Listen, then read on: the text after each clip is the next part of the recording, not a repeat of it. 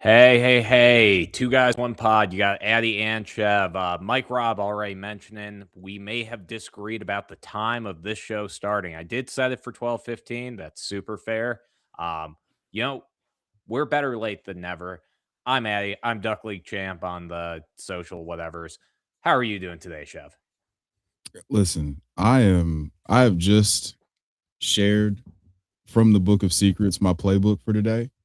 So we're gonna keep that under wraps. But any day that I get to be on the mics and on this side of the dirt is a good one. So we're gonna talk about some free agents. We're gonna talk about why I am right again. And hopefully you agree with me so that we can turn it into agree to agree to agree. You know, Hey, same page here. Let's see. Hey, I'm hoping for some disagreement. I always love disagreeing with you, Chev. We got Jamie in the chat. We got Mike Rob. Thank you guys for hopping on. Like and subscribe. Tell your friends. Don't confuse us with the Two Girls One Cup channel, or do if you need to. But well, I we're mean going to be talking about the. that's the origin of this show name. Like that I don't know if people put that together because, I was so, I was permanently scarred by that when I saw it for the first time in 2007. So, you know, Who wasn't? yeah. Yeah. I but immediately when we were coming up with a name for the pod, two girls, one cup, two guys, one pod makes sense. It fits. It fits. And that's like my favorite lazy Saturday viewing anyways. But let's uh let's move it on to our players. We're gonna be going one at a time. You have anybody that's really sticking in your mind? Because otherwise I got the first one. Go for it. I want to hear what you have to say so that I can just immediately disagree with it. Ah, delightful. Well, let's go ahead and get a little bit of suspense here. Okay.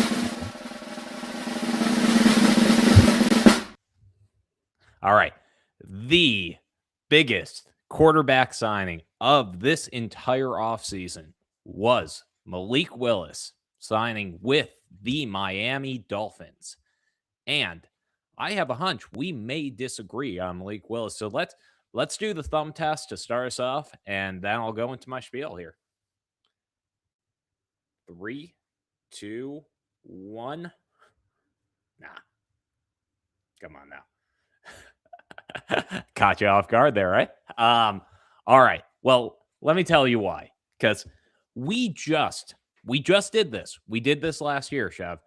You and I both like Justin Fields going to the Jets. We thought for sure this guy, top 12 quarterback, he has that upside. They just signed him to a 2-year deal. They're going to keep him on that contract. They're going to keep him starting. They aren't going to give up on it whatsoever. Malik Willis comes into the exact same situation, rebuilding ball club, limited receiver talent, in fact, less than the Jets, similar running back room, and he has a a history of only really playing well when in the right system.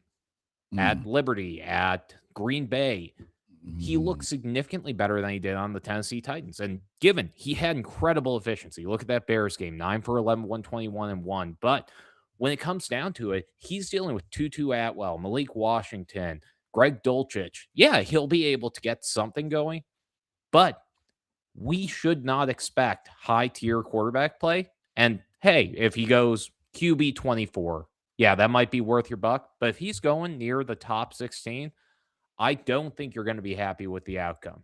How are you feeling about him, Chef?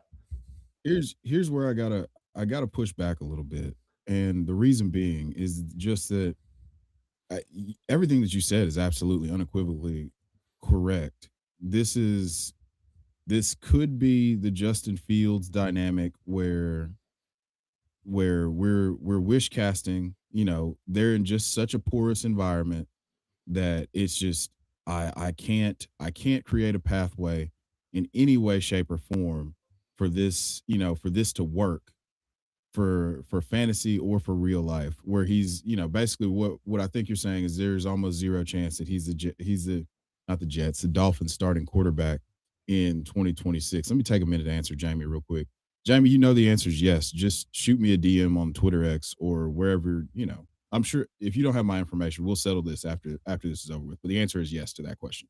Um, Jamie, you misspelled my name there. It's going actually back to ADDI, not S or not CHEV. But go on, Jeff. not S. You were gonna start Chev with an S. You're a fucking terrorist. That's what you are. That's exactly what you are. A Let me now dyslexic one allow at me to that. get back to my point, supporting what you were saying about about about Malik Willis. So basically, it does seem like he's just being set up to be a scapegoat for them tanking for Arch or Lenore Sellers or whoever for 2027. They trade Jalen Waddle, of course, but I mean, what they got for Jalen Waddle was outstanding. So it's hard for Oh yeah. me, really difficult for me to create a pathway. But I mean, we know that they're going to take a receiver in the first round. We know that they're going to at least give him some sort of meaningful capital. I mean, now if they trade Devon Achan, I'll be right there with you. Like it immediately becomes quarterback 24 might be the daggum ceiling. So, yeah, I don't I want to disagree, but the Jets just us the Justin Fields point really hit me right between the eyes and I didn't like it not one bit because it's going to be I didn't really either. fun. It's going to be really fun in some weeks for fantasy, but I mean, if you're respectfully, I love Greg Dulcich, I love Sweet D, and I love Oh yeah. Malik Washington. And Theo Weiss is a former 5-star guy, but that lineup rolling out on Sundays is gonna get run over like the guy did in Who Framed Roger Rabbit with the steamroller. Like, Damn, I wish I had that clip ready. yeah, dude, I'm telling you. So I want, like I said, I wanted to disagree because it was a lot cooler thinking, hey, Malik Willis gets a play caller with some play calling experience, had some success, no matter how it ended in Houston. You've got the familiarity with Jeff Halfley, but they trade Jalen Waddle. We don't know as much as we feel like we're certain on those potential first round guys going there. We can't be for sure that they're going to pan out and turn into their ceiling comps. Like, sure, it sounds good to say Mekhi Lemon is going to turn into Amon-Ra St. Brown, but what if he's just Malik? What if he's just Wandale Robinson? Does What if that he's does Jalen that Waddle? yeah? Like what if he's Jalen Waddle? Then I mean, I could kind of if he's That's depending still on pretty which nice. Jalen Waddle we're talking about. Depending on which Jalen Waddle we're talking about, like current day, current era Jalen Waddle. No, if we're talking about rookie year or second year Jalen Waddle, I can get down with that. I can get down with that. But the idea of Jalen Waddle has been cooler than Jalen Waddle for quite some time. But Yeah. that's just my opinion. I apologize. I've taken way too long to talk about this. Malik Willis, I initially started with a thumbs up.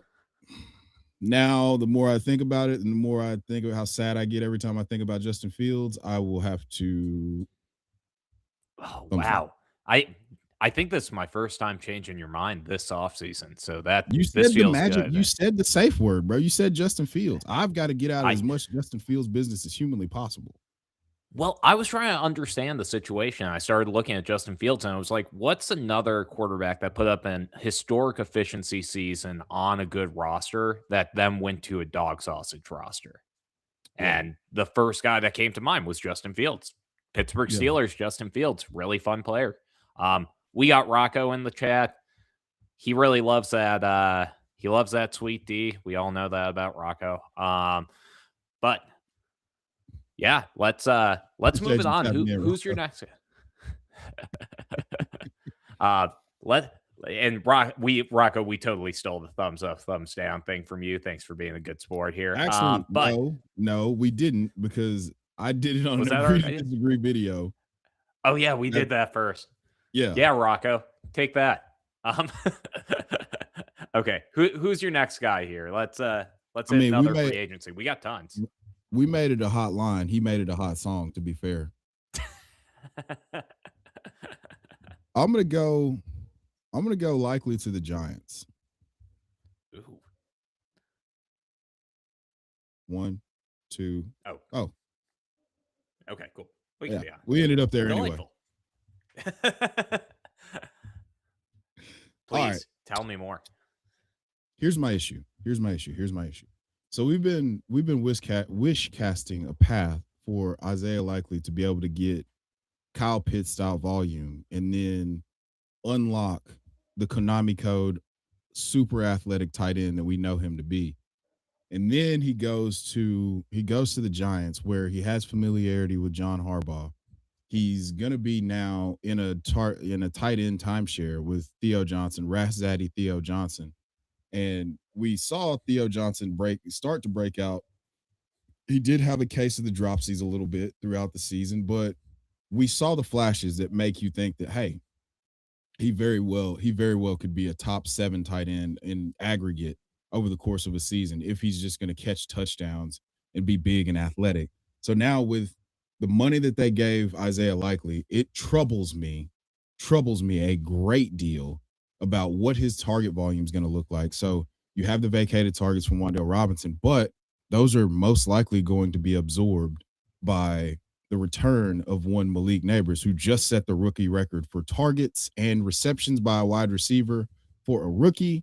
And it just pigeonholes him into a very similar situation. To me, it reminds me of that one meme where it's like the goat's stuck in a ditch or something like that, and they pull him out, and it takes two bounds, and then gets stuck in another ditch.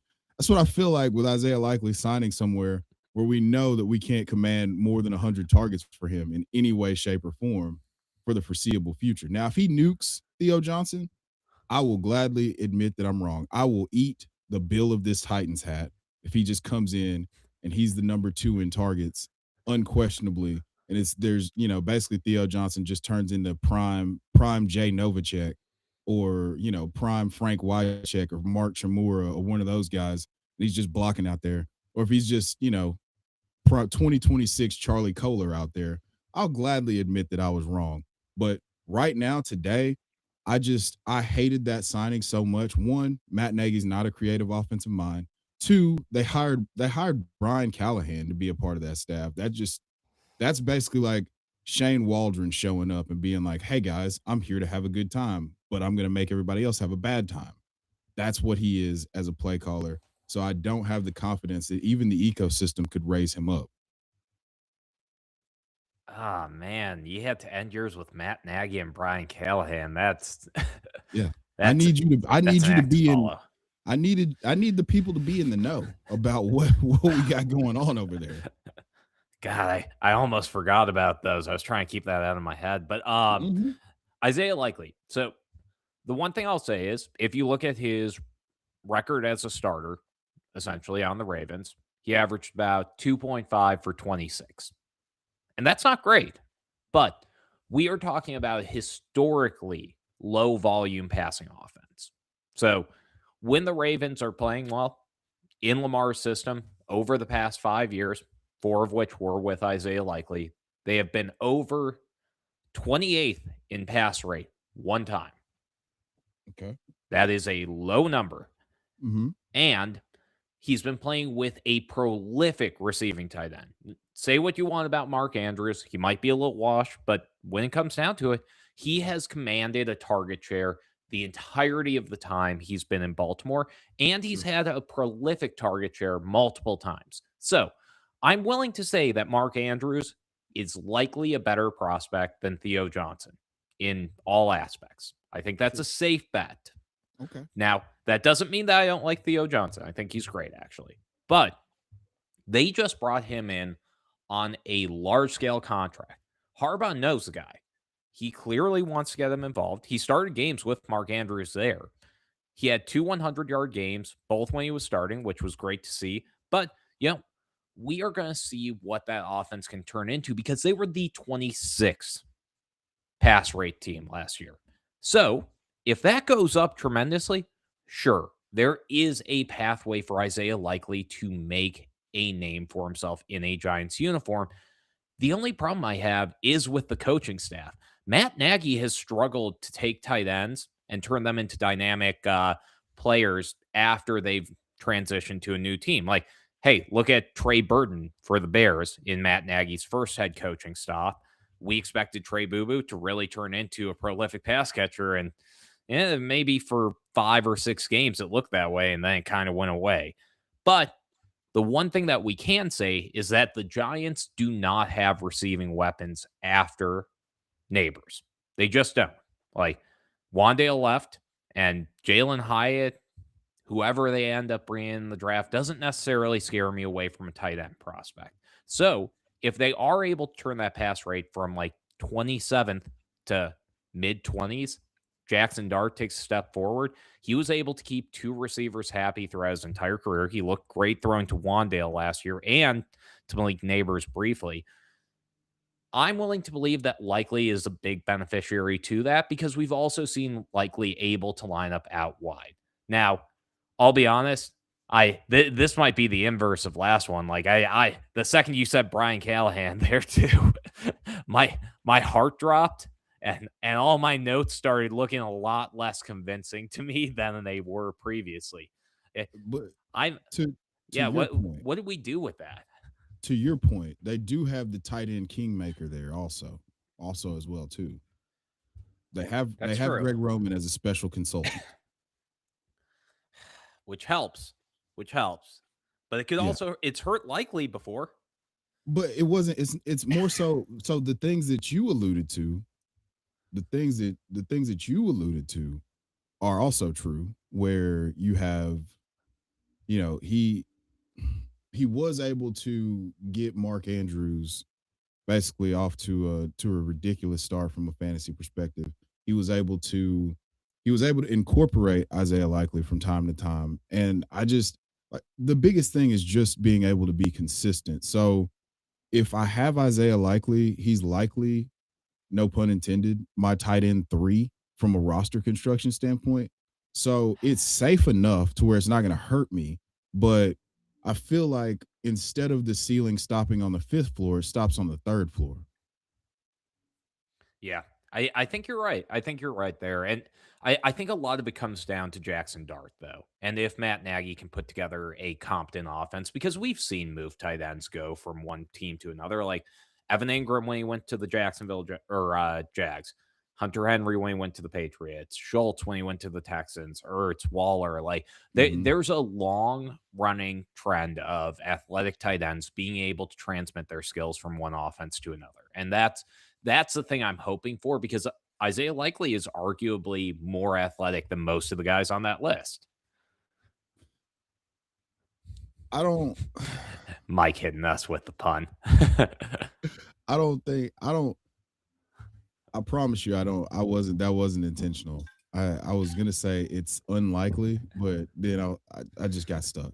So I would well, we have agreed to disagree. I think the ceiling is just it's too limited for him to finish as a tight end one, and it Yeah, makes you're me probably really right. sad because I think we've seen the Tucker Craft style of like blow up game with him, and him just being unguardable pretty much, and it just seems like teams don't really respect that for whatever reason. Like, just go get you a guy that can be a mismatch nightmare. This is where the NFL is headed now.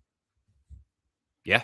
Yeah, I mean, hell, Harold Fannin, Colston Loveland, Tyler Warren, we've seen it work out with so many athletic guys. I would love to see Likely in that, but well, I'm kind of with you. I'm a little bit, yeah, my thumbs down is turned down to a thumbs neutral right now. Yeah, I don't just got to got see the much to go target off of share. that. Yeah. All I right. just want to see the Let target you share. know what? Let's go another big name guy. You know, we'll get to the like little name, smaller scale free agency signs because there are a couple of them that we definitely feel strongly on. But you know what? Let's do one that's going to build some contention. I'm going to go with I mean, we have Rocco in the chat, so I have to do this. I know it. The Travis Etienne. I believe I got his name right there. And let's see where we feel because you know what? I'm going to assume that Travis Etienne's value by the time that we are looking at fantasy drafts in say June is going to be second, third round, right? Like Mhm. maybe in Superflex fourth, but I would say second or third seems likely, right? Yeah, most likely. I ADP's can't low I right can't now. argue. Yeah. Yeah. Once man, I have some aggressive visions about what I think Travis Chan could be.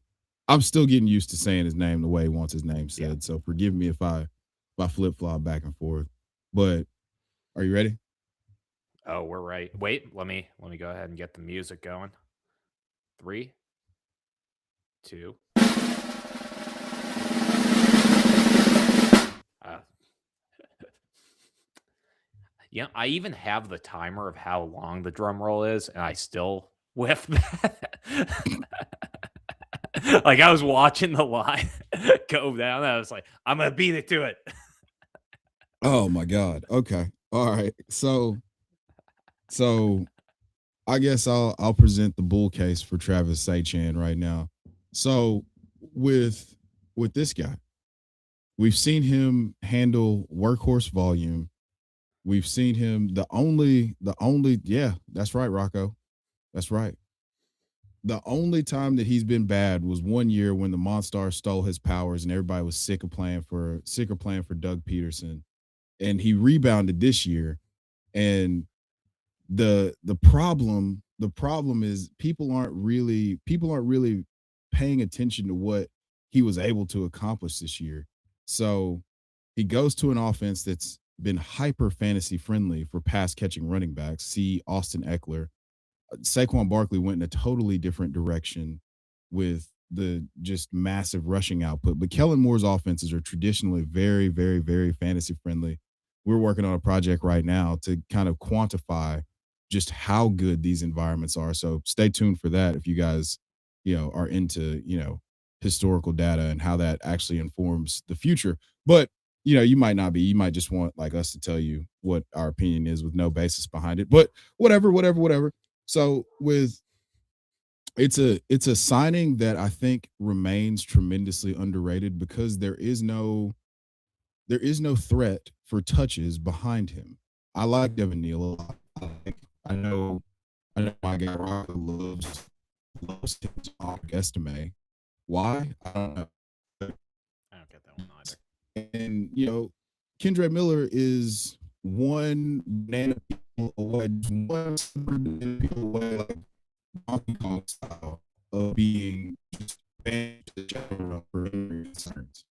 So it bothers me that people aren't more bullish on this signing because I put that up there. I put it up there with the Ken Walker signing with the Chiefs as just hand in glove fit, smash. We're getting prime Travis Chan in a fast track dome in 2026, and I absolutely love it. Okay, riddle me this. So you didn't really mention Alvin Kamara. Are you assuming he's out of there? I am assuming that he's going to be he's either going to retire or asked to be traded to the Falcons. Okay. Well, one, that would be an awesome fit for the Falcons. I would love that. That's pretty fun. But uh so hey, and Chav's audio did break up a little bit there, Jamie, but I'll just have you know he likes Travis Etienne. But let's let's be clear here on what we're getting with Travis Etienne. Like ADP is going to be the key to this because we've had him perform at or above his ADP twice. And the other times he's performed below. Like after his one great season, we actually saw him very much fall off, as you mentioned, and he has had trouble fully staving off competition on the roster. Now, if that competition on the roster is Estime, Devin Neal, and Kendra Miller, yeah, I'm not going to argue with you there. I feel pretty confident he can hold those guys off. If it's Alvin Kamara, and Alvin Kamara is healthy, and he's fresh theoretically this year. He didn't take a ton of touches going into last season. In a Kellen Moore offense, he could lose that valuable third down role because Kamara is going to take that role if he is on the roster. Now, I'm definitely willing to believe that Kamara is going to retire or move to a different ball club. That's something that could happen, but we don't have that signal yet. So the longer that we're sitting on both of those, I kind of love the value of Alvin Kamara significantly more than I'm going to like the value of Travis Etienne because he is inherently going to allow some competition on the roster. We saw it with Tootin, we saw it with Bigsby, we saw it with James Robinson. He has allowed another guy to get involved because he's one of those running backs that does require a couple touches off from time to time. I could see him being great, but the problem I have is the Saints offense doesn't necessarily lend itself to being an elite offense. And assuming that it's going to be off the bat is what concerns me a lot. Like, this is a problem I tend to have with Rocco's arguments around Tyler Shuck. I don't think Shuck's a bad quarterback, but I think that O line is getting overrated for what it's done to this point. Saints were 27th in rush yards, and those yards after contact were a big reason for it. I'll give you that. Like, they had some of the lowest yard after contact numbers in the NFL. And Devin Neal, Kendre Miller, Audric Estime, that might be a stat for them. It might be a stat for Alvin Kamara, but it's also a stat for the Saints offensive line because they could have created more distance there. Chris Olave and Devon Vele are the only two certified receiving options there, aside from Noah Fant and Juwan Johnson. I want to see that offense get better, but I think assuming that Travis Etienne or HN is going into an ideal landing spot, like the Chiefs are with Patrick Mahomes when he's healthy, is kind of foolhardy because the main reason that I like him in that landing spot is the division. And even then, I see the Carolina Panthers getting better year over year. I see Tampa Bay with an opportunity to step up on their defense. I want to see Etienne make it through this actual offseason without major competition coming in because, say, a Katron Allen ends up in that offense, I'm going to be terrified to draft him, especially at second or third round value. And, Okay. and Rocco Okay. bringing up AK jerseys on clearance at Walmart. Yeah, you knew he was going to disagree with everything that you said. So Oh, I know. we didn't even have to waste any time just knowing that he just disagreed with you wholeheartedly. So hold on, because I've got some. Here's like I said. Here's the thing with Kellen Moore is you're making a bet on the environment, and that's what I'm willing to do. Is make a bet on the environment to support. We've seen it, which was quarterback in 2022, 23, and pay off with the quarterback play. Is it? Am I breaking up again? Yeah, you just came back, though. You're safe. Okay. Yeah, I don't know. See, this is all right. Big big phonetics propaganda doesn't want me to pronounce Travis Achan's name Travis properly. They want me to say ATN. So every time I bring up Travis Achan, they're gonna make me try to say I'm not doing it. Okay, we're gonna say it by the right name. I look. I am making the bet that this retooled offensive line with a guy who's clearly competent at quarterback is giving you some viability. We've seen it be pretty we've seen it be favorable for several different quarterbacks in Kellen Moore's system. So it just troubles me. It troubles me to think that this is not an ascending offense. They were 11th in plays per game, and they averaged 18 points a game with Tyler Shuck. I think that very easily could go to 21, even 24 points a game this coming year with another year time on task, adding weapons. They sign HN. Let's say they go get Carnell Tate with the 8th overall pick. We've now got a deep threat lid lifter to go along with Chris Olave and Juwan Johnson and Noah Fant, and this offense looks a ton different. So I'm willing to bet that we're being predictive and we're being proactive and we're selecting Travis Etienne where Travis Achan, forgive me. All right, Mama Achan, Papa Achan, little Trevor Achan. I wonder if Trevor has told everybody that he wants his name pronounced Achan too. What if, just walk with me here. Walk with me here. What if when Travis is doing his press conference. He gets done with the press conference. Let's say, Trevor's at the Carolina Panthers facility working out. And they're like, hey, so you want your name pronounced A-Chan now? And he's like, what the fuck are you guys talking about? How funny would that be? Have you I'd thought lose about my that? mind. See, and I wouldn't be surprised because Etienne sounds like a very French name, Yeah. to be Well, it's fair. Haitian. Like, Yeah. yeah, or So Haitian, yes. it's rooted Yeah. in like there's a ton of ties between French Creole, Haiti, like Haitians, and their pronunciation with a lot of French lineage names. So Yeah. I got it. Once he said it, I was like, damn, he is from New Orleans. Oh, he's probably Creole of some sort. Oh, he's Haitian. This makes sense. Well, see, my favorite thing about New Orleans, we're going off on a tangent on a history one here, but I'm gonna hit it. Like we say New Orleans, right? Like or New Yeah. Orleans. That's the pronunciation because the family de Orleans is extremely prominent throughout French history. Like the Count de Orleans was a big part of the French Revolution in 14th century. Is always been pronounced Orleans, and yet you may know I'm a big listener guy. I don't read very often, so I'm more of the I do the audiobooks and everything. So when I actually saw the writing out of that, I was like, who is the Count de Orleans? Like, wonder who that is. Yeah. No, it's just all because some slapdick can't, some slapdick has to like see it and say it exactly the way it looks to him.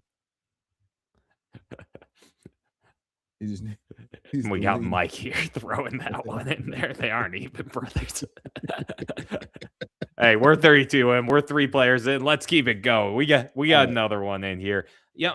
What player's calling out to you? Hmm.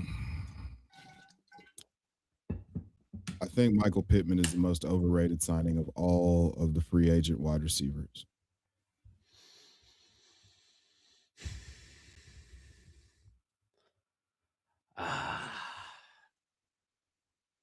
Oh wait, sorry. I can do the thing.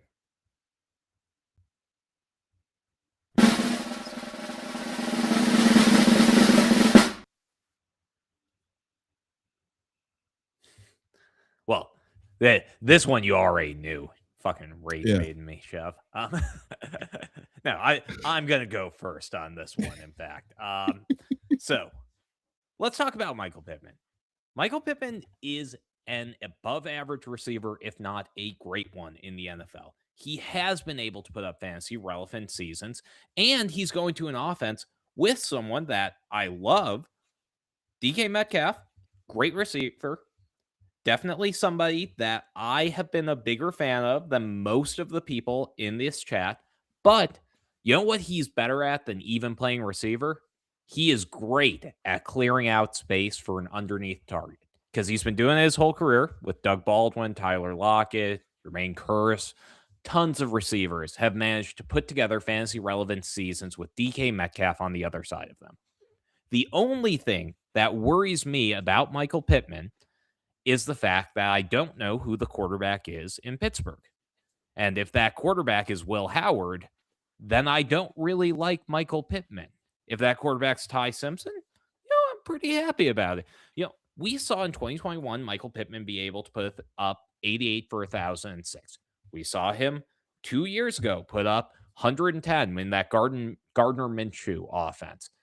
But all we are missing for Michael Pittman is consistent quarterback play and a less loaded target room. He was even able to put up 80 catches for 784 and 7 with Josh Downs, Alec Pierce having a breakout, and Tyler Warren having one of the most prolific rookie tight end seasons we've ever seen. I'm willing to believe that Pittman is going to be able to contribute to whatever fantasy offense he ends up in, and his value, if anything, has gone down quite a bit since that train. Give me the option for a receiver with decent draft capital, with a decent history of production, coming into an offense and being able to seize that number one target role from DK Metcalf. and possibly just having two receivers with 1,007 and both of them going in the 7th or 8th round. And Jonnu Smith is gone.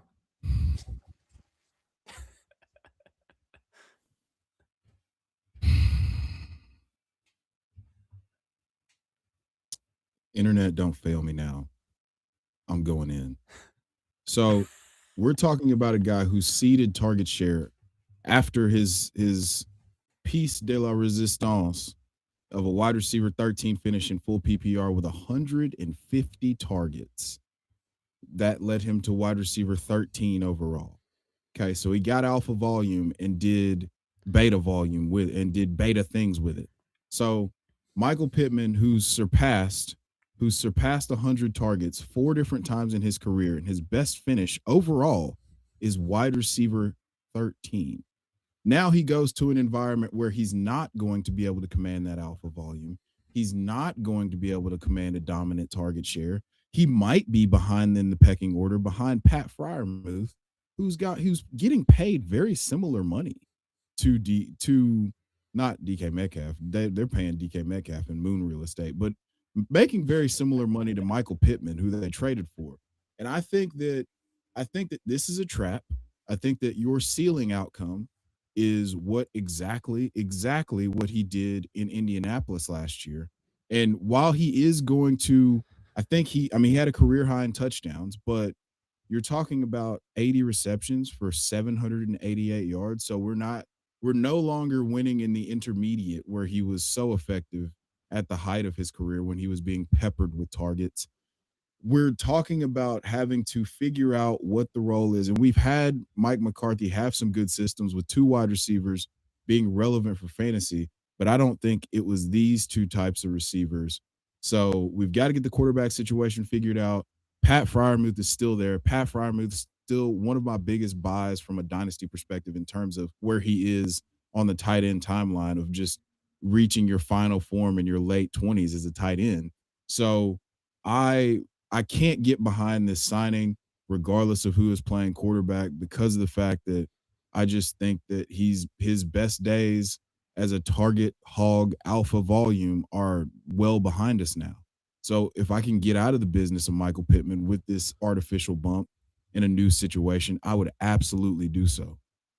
See, that's what I want to ask though. Like, if because we're talking about an artificial bump here. Like when we talk about a free agency signing, normally we're talking about that value going up. If anything, for Michael Pittman, I haven't been very impressed by or I haven't been shocked by the value that I'm getting him at. Like we were talking about DK Metcalf at the 4-5 turn with Jameson Williams last year.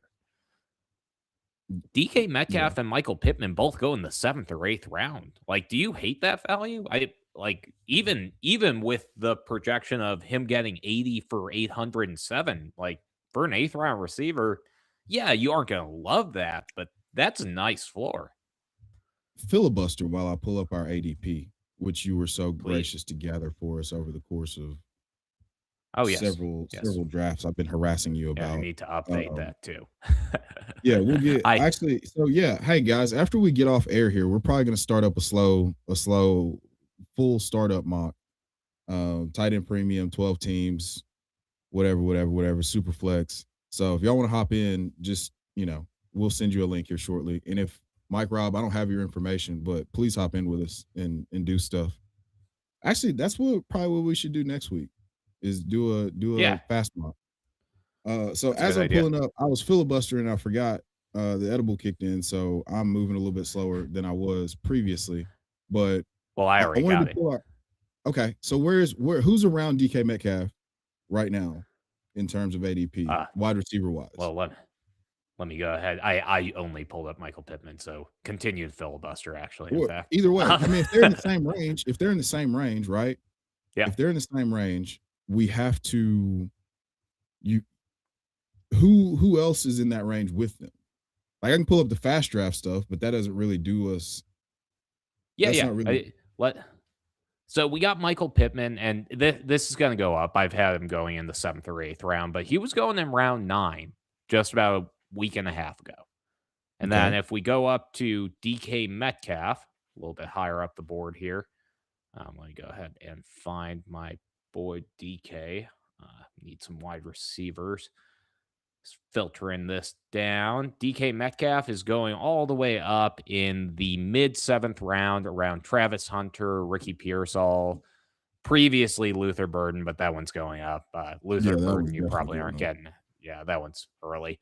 But DJ Moore, Devontae Adams, Alec Pierce, Parker Washington, Cortland Sutton, like, Okay. and then you get down to Michael Pittman. I think you can take both of those and split the difference and say they're both going around the eighth round. That's fair. Yeah. I would and I would take all those receivers you named outside of maybe Parker Washington, just because I can't make a bet on any sort of target volume. I'd take all those Yeah, guys over Michael Pittman in 2026. every single one.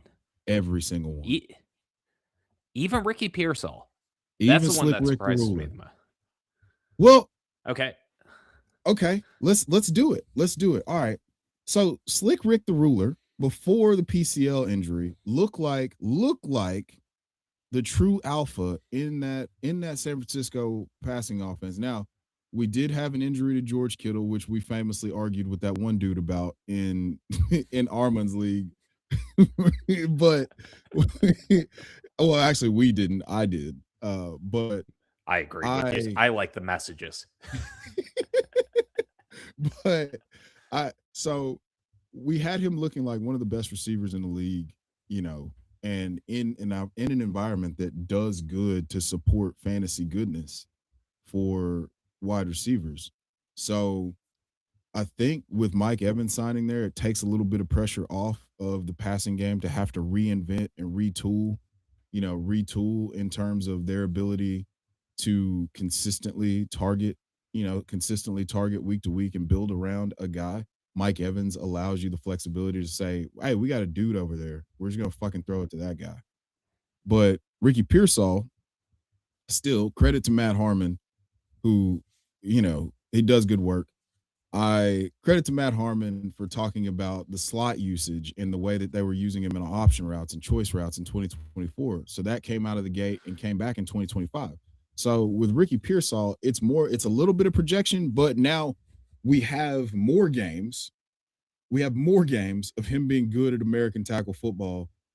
Aside from the soft tissue issues when we're talking about, if we're not talking about him getting shot and that derailing him, then we're talking about soft tissue injuries. He comes back, and once he's a full-time player, he's, hey, fuck you, Mike.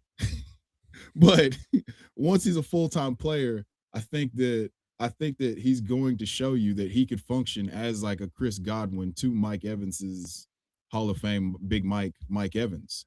So the reason that I go Ricky Pearsall to answer and put a bow on all that, for me talking way too fucking long, is to say I think Ricky Pearsall's a lot better than what we're giving him credit for from a real football perspective and what he means in that offense, especially with no Brandon Ayuk.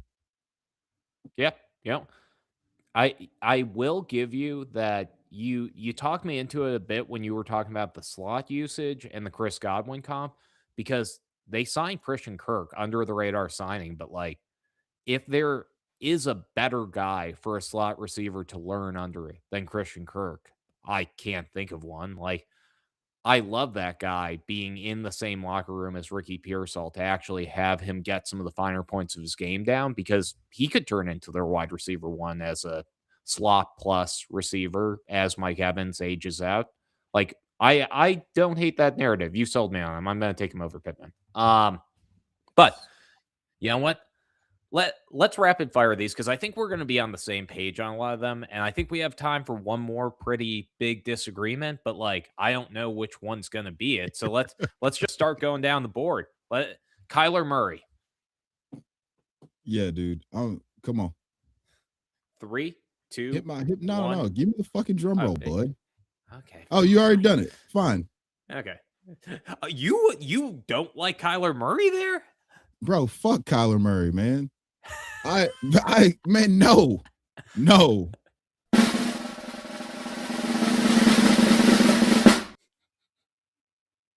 Get out of here.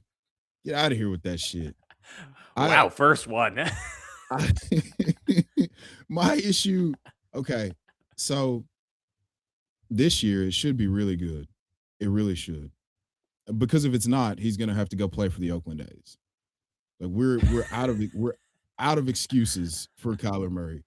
Professional I'm COD old player enough to Kyler Murray. remember. Say what? Professional COD player Kyler Murray. Come on, he Yeah. doesn't need to play for the Phase A's. Clan, He, Phase Gang. Yeah, yeah, yeah, yeah, yeah, yeah, yeah. I don't, you know, I just, man, I really the idea, it's the notions, right?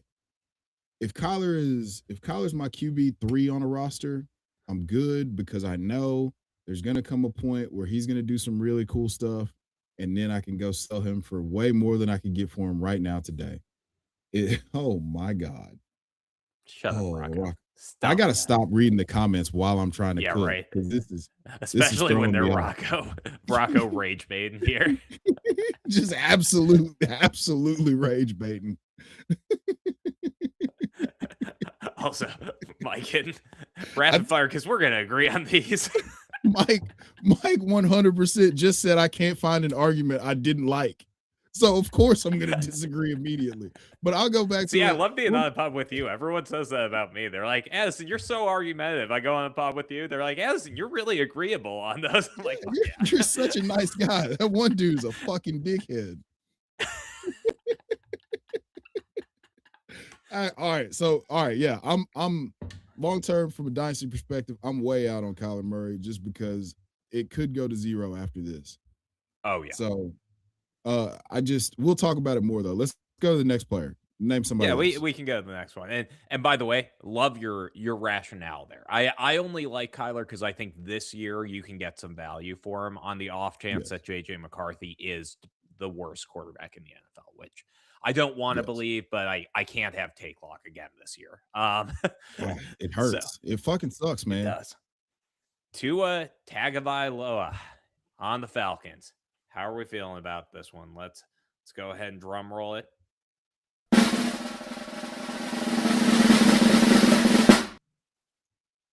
Cool. All right. Well, we can skip that one. All right. Okay. Let's go to the next one. Kada. Actually, we're skipping Kenneth Walker. We both like Kenneth Walker. Everyone Yes. in the chat, we like Kenneth Walker. We've liked Kenneth Walker for some time. This continues to be fun for Kenneth Walker. All right. Next one up. Hey, actually, I'm going to skip Kenny Gainwell because we already talked about that in the last one. Yeah. Let's get to another one. Rico Dowdle.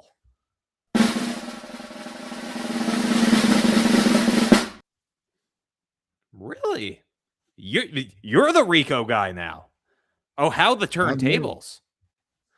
Okay. My point in being anti-Rico last year was just the pattern of usage for Canales historically using a bell cow running back as opposed to running it by committee, which you could see that he struggled with greatly last year. And Rico was awesome. I think Mike having the familiarity with him, this being the last year of Jalen Warren's extension, it could be something more of a committee where they're both just absolutely running like chickens with their heads cut off because they're both trying to get to their next bag. And I think they're both fine running backs. This is not an anti-Jalen Warren take by any stretch of the imagination, but I think it functions more as a committee, kind of like what it was, early in Rico's breakout year, when they signed Dalvin Cook. But Jalen Warren has way more juice than Dalvin Cook does. So point being, Oh yeah, they're going to use two running backs, and I think they'll both have viability, but they'll cap each other. So it's more they're middling to high end RB2s on good weeks, as opposed to one of them getting all the volume and being a low end RB1. that's fair. I mean, I think my biggest issue with Rico is one, I think that the new coaching staff gives Caleb Johnson a chance, and I'm willing to believe that he has enough talent to hold Rico off, but I could be wrong. We didn't see anything from him last year that should have me believing that. I mean, the kickoff alone is enough reason to get benched on most rosters in the NFL. But yes, aside from that, like I love Jalen Warren, and I think this is more me coming at it from the take of, hey, I saw Jalen Warren develop chemistry with Aaron Rodgers on first down, on second down, on third down. And Rico Dowdle, he's been good, but he's been on and off the field. And I think part of that is because he occasionally struggles to run crisp routes and he occasionally struggles with pass blocking. So if that becomes an issue at all and Jalen Warren's able to soak up the entire 3-down role, that's my assumption for how it works out for Jalen Warren. So we're closer than we're far on that one. Yeah. Let's move it to the next one. Chris Rodriguez. And this is about Chris Rodriguez's value, not about how we like it for the Jacksonville Jaguars.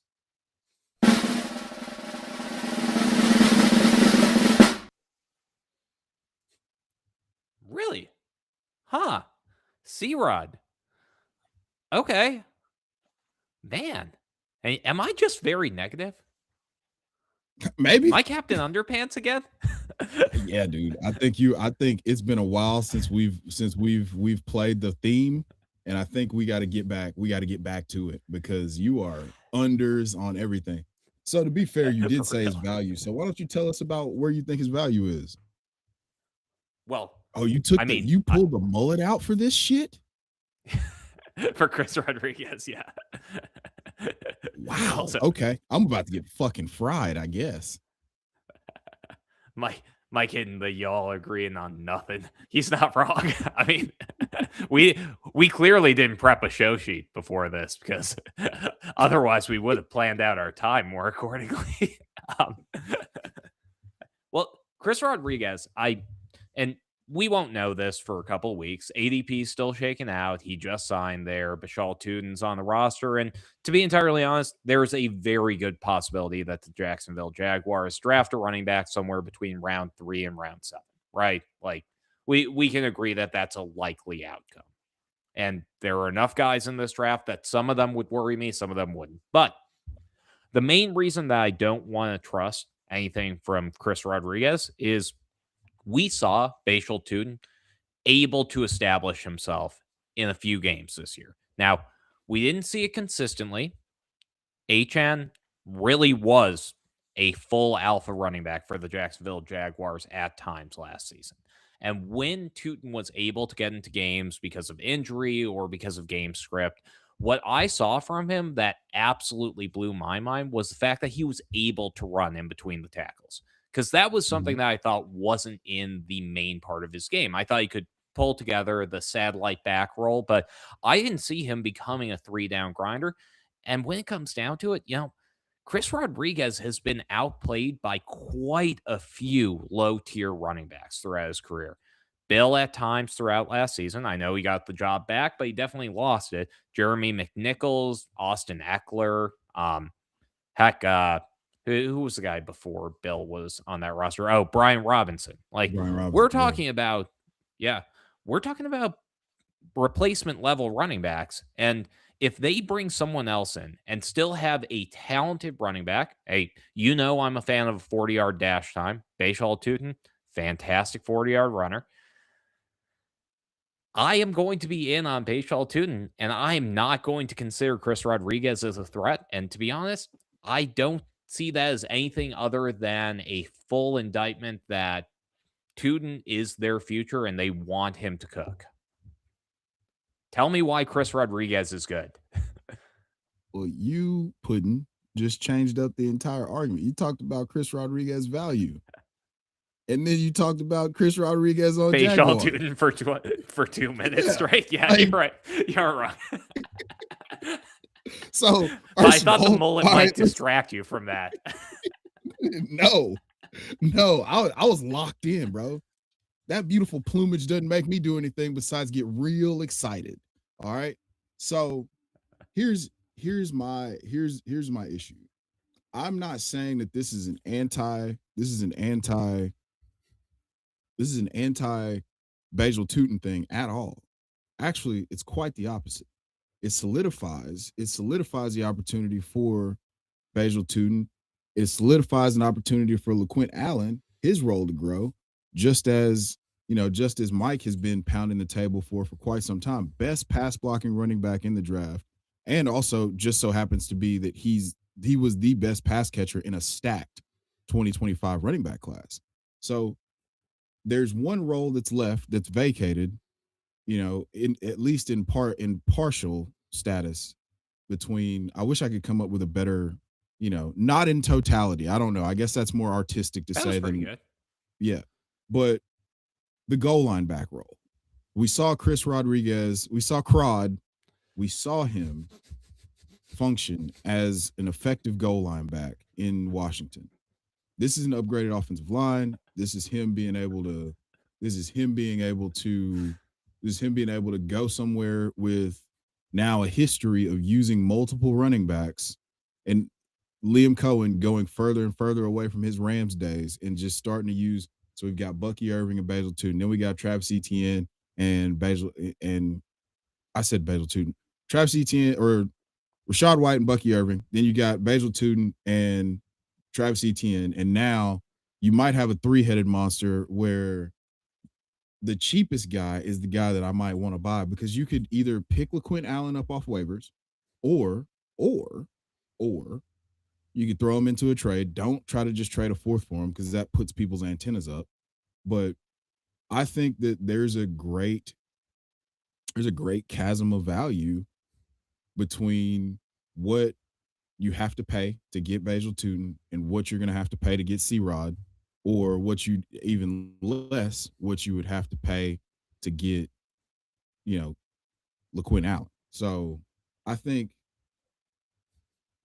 for it not being an anti-argument, that's funny. But I don't think in any way, shape, or form, I don't think in any way, shape, or form, Chris Rodriguez being there is a negative for Basil Tootin, because I don't think he was ever going to be the only guy that they have as the bell cow, handling 280 carries and another 70 receptions of some sort. That work was always going to, that division of labor was always going to be something a little bit closer to, a ceiling of 280 touches for Basil Tootin, potentially, in my opinion. So I would 150 say carries for Chris 250. Rodriguez, Yeah. where he gets 16 carries inside the 5 in 2026. I think we would be happy with him being an RB3 that you could kind of plug in, or the value being able to throw him into trades now to get it done. If you don't want to give up like a third round pick, but that's going to have to, I mean, it remains to be seen that you're going to be able to pull that off. That's something you'll have to try to pull off during the season, though, if that makes sense. Yeah, it definitely is. And to be honest, I really like the argument. But let's keep moving fast on these. We're going to try and get a couple more deep names in this. Keaton Mitchell.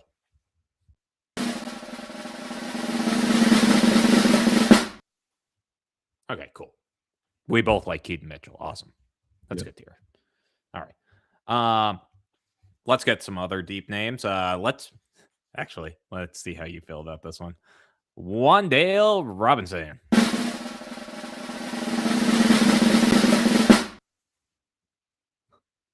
Really? Okay. You think he's going to be better off there? I'll be honest. I just see his value going down because I see Chimere Dike as like just the perfect siphon for Wandale touches. Well, that's where we got to track the money. So Yeah, that's fair. if they felt like the thing that I think they wanted to do more than anything was give these young guys, the Tennessee, the Elick A.O. Manners, the Chimere DKs, give them some vets to be in a room with, to learn from.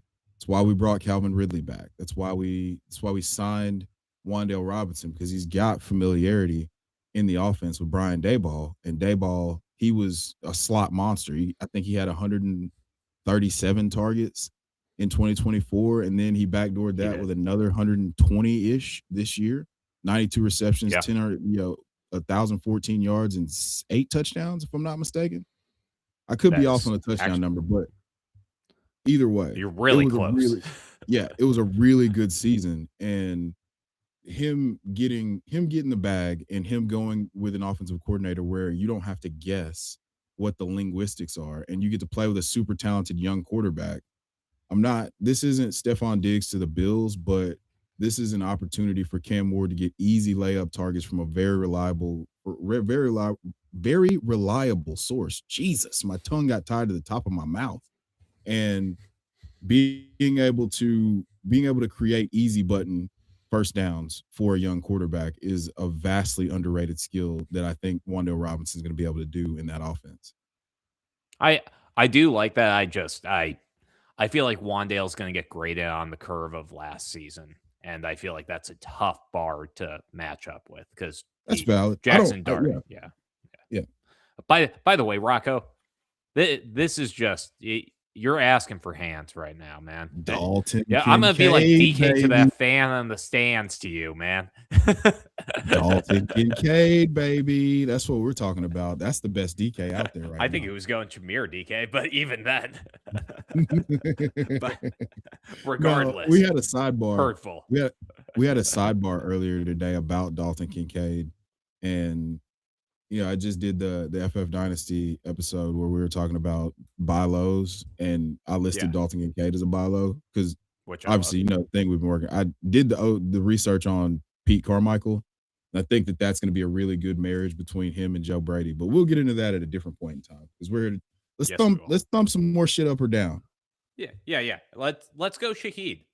I big contract for him, bigger one than Kenneth Walker, I believe. Oh my! Do you just go up every time? Like, are we doing a No, rock paper scissors match that I'm just not doing very well at? I mean we'll see how this one works out, but I I thought that this was good. Well, yeah. I mean to be honest, you couldn't have assumed that somebody with a fast 40 time would have gotten a thumbs down for me. Um, Yeah, I mean, that's good and well that you there was no way that you were gonna hate on Rashid Shaheed because you no. could I very love clearly tell Shaheed, he's but fast. I mean, dude, look at that offense. I could see that entire offense becoming significantly less efficient this year. We saw them not be a high pass rate offense at all this past season with Kenneth Walker and Zach Charbonnet. And to be fair, they'll probably bring in somebody on the running game. They'll still be able to maintain that. But the reason why Shaheed wasn't a productive receiver for the Seahawks, which he was not by any means, is because they have other passing weapons there. They have talent at obviously Jackson Smith and the Jigba, but Eric Arroyo, AJ Barner, Cooper Cup, they have other weapons. And Sam Darnold isn't leading a high volume passing offense. He's just not. Like, he hasn't to Sure. this point in his career. He did with Kevin O'Connell, but again, that was around like what was that QB7, QB8 as a Mhm. ceiling with Jordan Addison and Justin Jefferson and TJ Hawkinson playing some of the best football of his entire career. I just don't see Sam Darnold turning Shaheed into anything other than a very boom bust option. And they're paying him a lot of money. Don't get me wrong. I love Shaheed. Like, second coming of Devin Hester here. He is one of the most fun players to watch in the NFL. And I loved him on the Saints. I was really sad they got rid of him because I thought Chuck could have been a better landing spot for him. But, like on that offense, I'd rather put my bet on Arroyo. And also, Cooper Cup is shit. Or it ain't shit. It- Cooper Cup, not poop. We got there. Okay, so the only reason, the reason that I like Shaheed is because I think they were trying to figure out how to incorporate them with the run game being so effective and JSN just commanding all the targets in the lowest volume passing attack in the entire NFL, if I'm not mistaken, in terms of attempts. So if they're last in attempts, just the law of averages would tell you they go closer to the median than they are to the bottom year over year. Fair. And if that's going to be the case, and we could just get Rashid Shaheed with a full offseason of chemistry with Sam Darnold, with the contract security, knowing that he's going to be at bare minimum, he's a staple. He's one of the best return guys in the league. But you also have the proof of concept of him being an elite deep threat wide receiver. And Sam Darnold is one of the best deep ball throwers in the league for all of his failings and seeing ghost that he saw early in his career and then the playoff fail versus the Rams last year. Brother, he's one of the best deep ball throwers in the league. So that Fair. timing getting together with Shaheed really makes me makes me feel like he's a tremendous value in startups, and I really want to be a little bit bullish, more bullish than what his current price is right now on Shaheed. Yeah, yeah, and Rocco's fully with you. Yeah, I want to believe in Shaheed. I wanted to see it last year. And maybe it's just a year of offense needing to see that actually go into fruition for him. But I also could see Cup putting together a renaissance year. But maybe I'm a big Cooper Cup guy too. So that's Yeah, no, I that's mean probably a blind spot in my field too. they employ two different pieces of the offense. If we're just talking like They do. Cooper Cup commanding lower A dot targets underneath, yeah, that's his role. But Shaheed's gonna be big A dot. I mean, I sent you the thing Yeah. where we were talking about receivers with at least 70 targets to in their A dots, and he was up there. So Yeah. I think he's more complete than he gets credit for. I think a lot of the receivers on that list were really, you know, really, really good players that just happen to be elite deep threats. So it's not going to be, not saying Horton is a major penalty. That's fair. We got more Yeah. questions about Torrey Horton is under the Jordan Tyson allegations right now.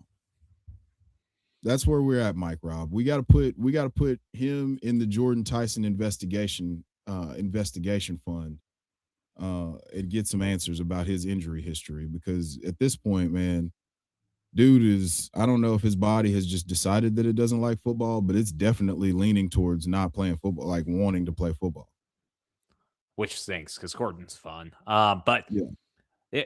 let's try and hit a couple more here. We don't got too many other ones. I don't think we got to talk about Jalen Waddle. We're pretty aligned on that one. Let's hit Jalen Naylor. Like that seems Okay. like a fun one.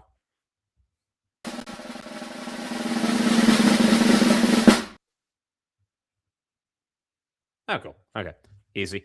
All right. Tyquan Thornton. Nah, I'm just kidding. We don't got to talk about I was Tyquan. Come like, on. shit. That's Yeah, just a nine that's a round little guy for deeper than we sure. got to be. Yeah. All right. Let's wrap it up with a couple tight end ones here. Cade Otton. Okay.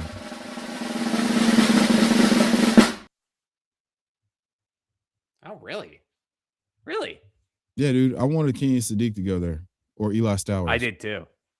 So Yeah. you're just mad that he's still there? Yes. I'm mad Yeah. he's there too. Yeah. Okay, we're on the same page then. Yeah, because he's going to be fine. But like, man, it would be fun to see Sadiq or like Stowers on that offense. Yes, bro. Hell, Any of those, Justin there's so Jolie. many good. Yes.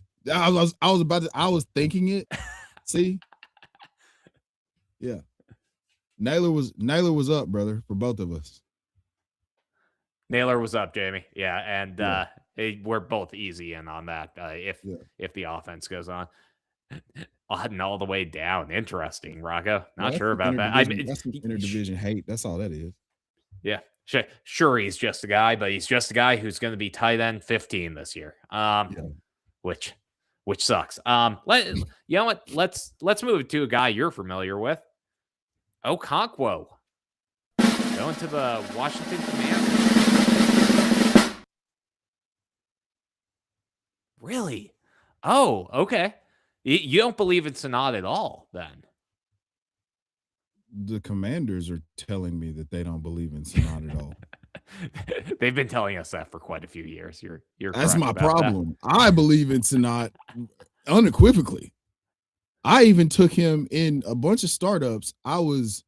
What I did was I thought I was being slick and I was going to double tap because I had to turn on a bunch of drafts.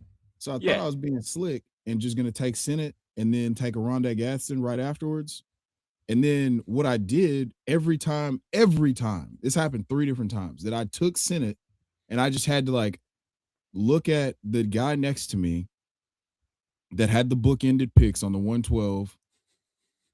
One of those picks would be fucking Rondé Gaston and ruin my shit every single time. So I believe in Ben Sinnott a lot. It's just that his fucking team doesn't.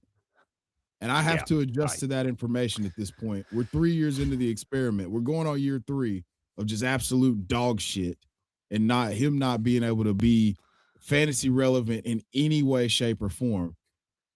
I have to give up at this point. Nope. Believe in Trey Benson and Ben Sennett. Stay on that ship until it's fully underwater. Jack Sparrow, that shit. Only hop off when it's real close to the dock. But I will give you, they've given us every reason to not believe in Ben Sennett. That's all. That's all. It's not that yeah. I don't like him as a player. He was my tight end 2 in that class, bro. Yeah. Same. He was 1 for a little bit of the time when I was watching film, but I obviously went below afterwards. Yeah. Regardless. Yeah. Yep, we got one more on here that I want to cover because we're on the same page on Dulcich. If you want to talk about Dulcich, you're welcome to give a quick soliloquy, but we both are on the same page. Yeah, I'll talk to you about it on Twitter X, I guess, if you want to talk about it. Oh yeah. I'm working on a thread for him. We have a great one here that I have a feeling we actually might disagree on as the last guy in this show. Noah Fantastic.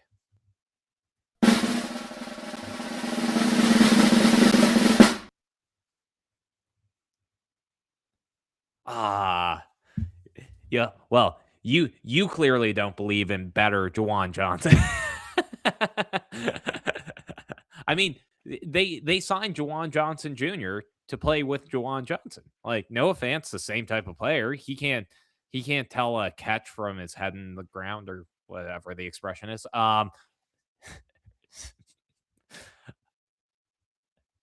He struggles with catching similarly. I got there. But he's a fast player. He goes into a target tree that is not really strong, and he gets to have an expanded role in that offense potentially. Juwan Johnson, he played fine last year. He played good the year before that. I don't think they're going to continue funneling him targets, and they have struggled with having additional tight ends behind him actually play up to value. Adam Troutman couldn't do it. We didn't see a ton from the other guys they had last year. I'm willing to believe that Noah Fantastic actually is able to establish a role for the Saints and could be a value as a late tight end pick in best ball. Juwan broke out. Come on. Did he? Yes, he did. Okay. You're making me really sad right now because I didn't want to have to talk. All I do is watch the film and say that and based on the film, he wasn't like, he struggles at football sometimes. Who? Noah Fant? Yes, he does. Both of them. No. Anytime Juwan Johnson has gotten any kind of volume, he's been good. Noah Fant is an excellent athlete who's developed a niche for blocking, which is not what we had on our bingo card in terms of him being a fantasy relevant player. I wanted to eat my fucking microphone while you were talking about him going to and being Juwan Johnson Jr. I was like, I'm just gonna bite my microphone and ruin this for everybody. I can't do this with Noah Fant. I'm not going to do this with Noah Fant. You're talking about the team signed Travis Etienne. They're most likely getting another pass catcher in the draft. They have Juwan Johnson coming off career highs in every single category and fresh off of a deal the previous year. This was the Foster Moreau replacement. This is the type of chatter, okay? This is like the people on the internet that say that Charlie Kohler is going to be a dent in Rondé Gadsden's, value. Okay. That's what Noah Fant is. Okay. He's fancy Charlie Kohler. All right. He's Charlie Kohler that runs a 4.5. He is not a threat to Juwan Johnson. He is not a threat to Chris Olave. He is not a threat to do anything other than block a defensive end in short yardage situations. So with that being said, I respect the enthusiasm. I just don't believe that the enthusiasm will turn into reality, which then turns into fantasy points. Yeah, you might be right. I mean, I've been wrong on Noah Fant a lot of years in a row, so I'll take that under consideration. But that ends us off here. Thank you guys for sticking with us. Appreciate you guys being here on a Saturday morning. Chev, thank you for making some time today. I had a fantastic time talking players, and we got through all of them. And we disagreed on most of them, so it made for good television. Are you thanking me for being on our show? Yeah, I just like talking to you, buddy. Okay. We're gonna just end this now. You're making it We're weird. gonna end it. Am I Yeah. being weird? Ah, Yeah. damn. Yeah. It's This okay. is why my wife doesn't has trouble scheduling more play dates for me. But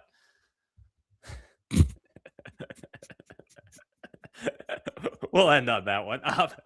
We have been Two Guys One Pod. Be sure to like, subscribe, tell your friends, tell other people. Also check out our friends from Fourth and Fantasy. Download the League Champ app. We have some fun stuff coming up, and we'll have way more rookie profiles. We still got like 10 or 11 left, so look out for it. We're gonna have some fun ones coming up. Chev, tell them where they can find you. I'm on the Twitter X. Just go do all the stuff Addy said, and I'll pop in somewhere at that point. Well, thank you guys in the chat, and yeah, y'all have a great rest of your Saturday.